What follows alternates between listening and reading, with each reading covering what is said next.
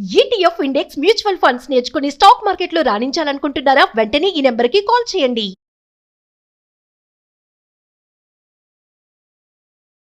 నమస్తే రమగారు. నమస్తే జయ. రమగారు, కొంతమంది బాధపడుతూ ఉంటారు. నేను ఏ తప్పు చేయకపోయినా ఎప్పుడు నాకు అవమానం జరుగుతూనే ఉంది, అపవాదులు మోయాల్సి వస్తూనే ఉంది, అందులో నా ప్రమేయం లేదు, ఏదో పోనీ ఇంతున్నా ఇంత మోయాల్సి వస్తుంది అనేసి దాని నుంచి అంటే ఎలా ఉంటారంటే కుంగిపోతారు రమగారు. నన్నే అన్నారు, నన్నే అన్నారు, నన్నే అన్నారు, నేనే బాధపడాల్సి వస్తుంది, నాకే ఇలా అవుతోంది అనేసి ఇట్లా అవమానాలు అపవాదులు మన ప్రమేయం లేకుండా మనం తప్పు చేస్తే సరే తప్పు చేస్తే బాధ అనిపించదు రమ్మగారు సాధారణంగా. సరేలే నా నోటు అంటే అట్లా ఆలోచించరంటారేమో. మరి ఆలోచిస్తారు కానీ వాడికి లోపల తెలుసుగా ఏదో డిఫెన్స్ ఇస్తారు, పర్వాలేదు, లైట్ తీసుకుంటారు. అదే మన తప్పు లేకుండా జరిగితే కొంతమంది అసలు వదలలేకపోతారు. చాలా మంది వదలలేరు. ఎవరో ఒకళ్ళిద్దరు వాడి పాపను వాడే పోతాడు అనుకునే వాళ్ళు లోక సహజంగా ఉండరు, చాలా తక్కువ. అవును స్ట్రెస్ ఫీల్ అయిపోతారు.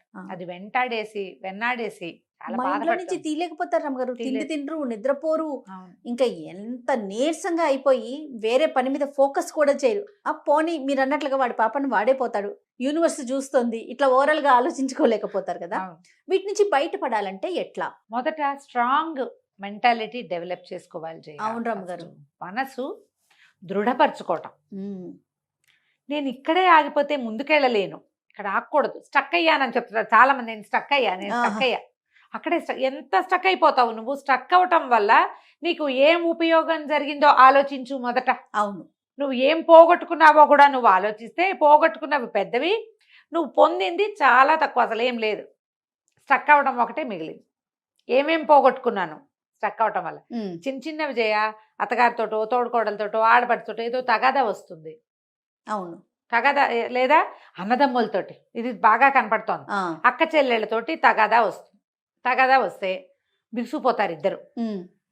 మామూలు వాక్యం, నువ్వే చేసావు, నువ్వు చిన్నప్పటి నుంచి ఇంతే, నువ్వు అప్పుడు కూడా అలాగే చేసావు అంటే నేనేం చేయలేదంటారు వీళ్ళు. నేనేం చేయలే, అప్పుడు అలా జరిగిందంటే రెండో వాళ్ళు దాన్ని ఒప్పుకోరు. వాళ్ళేమో ఇదే ఏదో చేసేసిందని వాళ్ళు నమ్ముతారు. నన్ను అన్నారో అని వీళ్ళు గింజుకుంటారు, ఇద్దరు బిగుస్తారు. క్రమంగా మాటలు మానేస్తారు. ఎక్కడైనా కనపడినా ఏదో తూష్ణీభావం వహిస్తూ ఉంటారు, అంతే. అక్కడి నుంచి పిల్లలు మాట్లాడుకోవడం మానేస్తారు, మొగుళ్ళు మాట్లాడుకోవడం మానేస్తారు. అక్క చెల్లెళ్ళు అయితే వీళ్ళింటికి వాళ్ళు వెళ్ళరు, వాళ్ళ ఇంటికి వీళ్ళు వెళ్ళరు, పిలవరు. అయిందా పోనీ ఇలాగే ఉన్నాం. ఏ పెళ్లి వీడియోనో చూస్తారు, లేదా ఎవరైనా కనపడి మీ అక్క బాగుంది, అబ్బా నీ పెళ్ళికి ఎంత బాగా చేసిందే, నీ చీరకు ఎంత బాగా వర్క్ చేసిందే, మీ అక్క చిన్నప్పుడు నిన్ను ఎత్తుకుని తిరిగేది, ఇలాంటివేవో వాక్యాలు వినపడతాయి. గింజుకుపోతూ ఉంటారు లోపల. అక్క కావాలనిపిస్తుంది, అడగటానికి మళ్ళీ బాధ చాలా కావాలి. ఎందుకంటే నువ్వు స్ట్రక్ అయిన విషయం ఒకటి ఉంటే నువ్వు వాళ్ళ క్లోజ్నెస్ విషయాలు ఇన్నుంటాయి. మన పెళ్ళిళ్ళ వీడియోలు పాతవి ఇట్లా స్ట్రక్ అయిన వాళ్ళంతా మీ వీడియోలు తీసి చూసుకోండి ఒకసారి. నాకు మీరు ఈ మాట చెప్తుంటే నాకు బలగం సినిమా గుర్తొచ్చింది రమ్మగారు.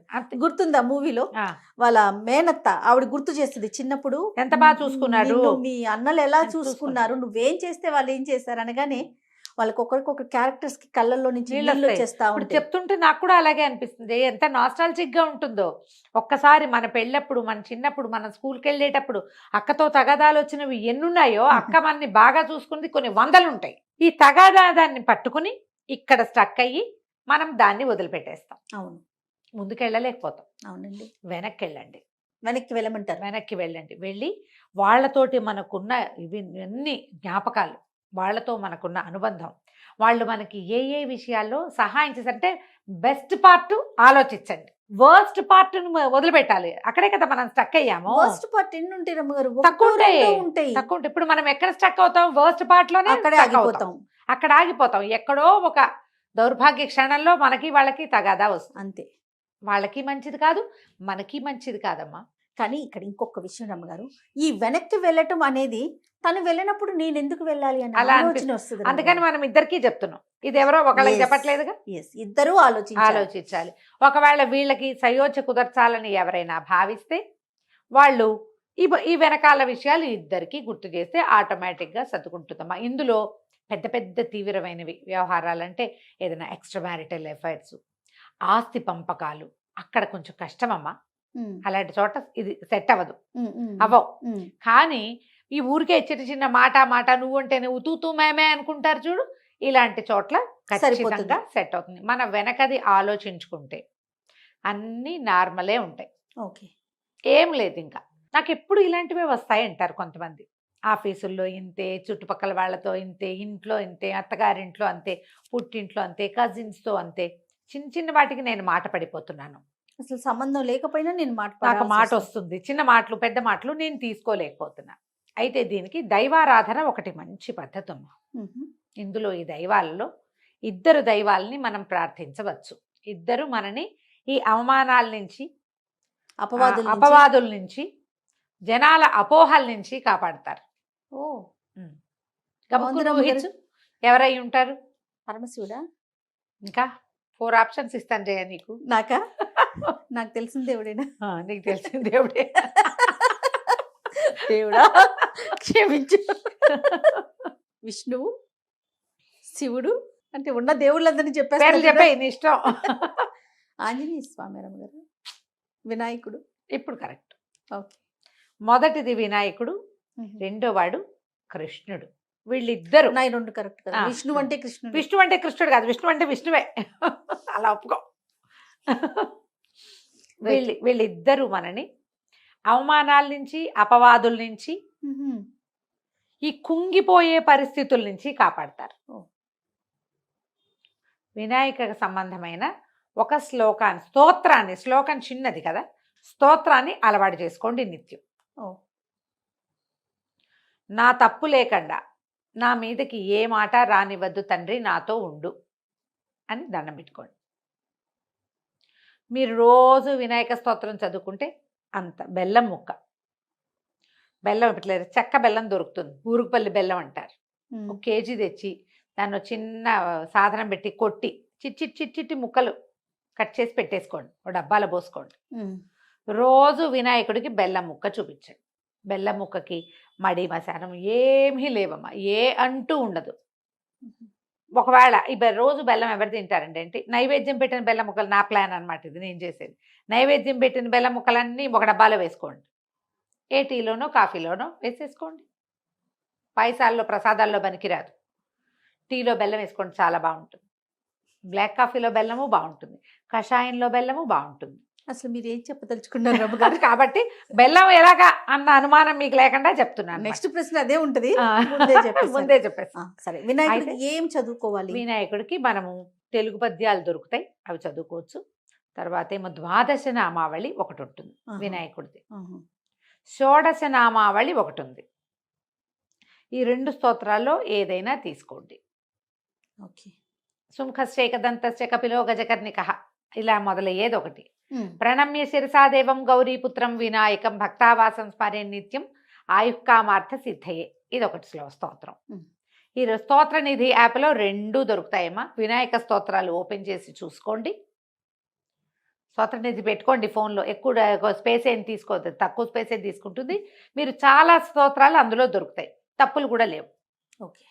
ఈ వినాయక స్తోత్రాల్లో ఒకటి రోజు చదువుకోండి. సేపు పట్టదమ్మా, 2 నిమిషాలు, నోటికి వచ్చేసింది అనుకోండి. మరి ఇవి రెండింటిని మనము విష్ణు సహస్రనామం చదువుకున్న దాంట్లోనే ప్రణమ్య శిరసాదేవం గౌరీపుత్రం వినాయకం భక్తావాసం స్మరే నిత్యం ఆయుఃకామార్థ సిద్ధయే, ఇంతే. చూడు ఎంత బాగుందో. ఇదే ఫ్లోలో చదువుకోవచ్చు. ఈ ఫ్లోలో మిగిలిన అన్ని పదాలని, అందులో పెద్ద పెద్ద సమాసాలు అవి లేవు.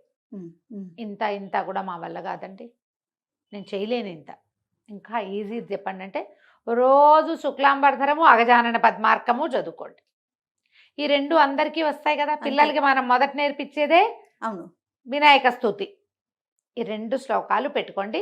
బెల్లం ముక్క కామన్ దేనికైనా. ఒక దీపం పెట్టడం, ఒక అగరబత్తి వెలిగించడం, చదువుకోండి. మీరు ఏం చదువుకుంటారో అన్నీ చదువుకోండి, ఏమి చదువుకో, ఇది ఒకటే చదువుకోండి, మీ ఇష్టం. దీని తర్వాత వాడు కృష్ణుడికి సంబంధించిన ఏదైనా ఒక స్తోత్రం తీసుకోండి. మా భాగవతంలో ధ్రువుడికి నారదుడు ఉపదేశించినది ఓం నమో భగవతే వాసుదేవాయ కనపడుతుంది క్లియర్గా. ఎవరైనా పురోహితుడు మన ఇంటికి వచ్చేవాళ్ళు ఉంటే వాసుదేవ మంత్రం ఉపదేశించండి గురుగారు అని ఉపదేశం పుచ్చుకోవచ్చు. లేరు, మనమే ఓం నమో భగవతే వాసుదేవాయ చెప్పుకోవచ్చు. రమ్మగారు, ఎప్పుడు నేను ఒకటి ఈ విషయం అడుగుదాం అనుకుంటున్నాను. మనం చదువుకునే దానికి అదే మంత్రం గురువు ఉపదేశించిన దానికి తేడా ఏముంటుందండి? చాలా ఉంటుంది జయ.